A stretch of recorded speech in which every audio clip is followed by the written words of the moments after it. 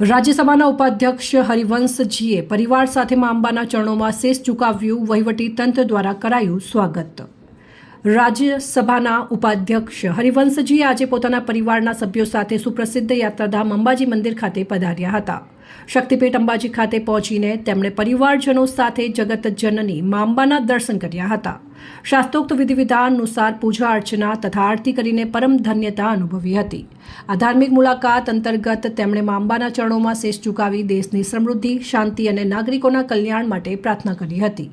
આ મુલાકાતને ધ્યાનમાં રાખીને અંબાજી મંદિર ટ્રસ્ટ તથા બનાસકાંઠા જિલ્લા વહીવટી તંત્ર દ્વારા પ્રોટોકોલ મુજબ તમામ જરૂરી અને સુચારુ વ્યવસ્થાઓ ઊભી કરવામાં આવી હતી.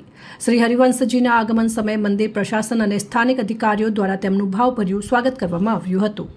મંદિરના ઇતિહાસ તેમજ ચાલી રહેલા વિકાસ કાર્યો અંગે માહિતી આપવામાં આવી હતી.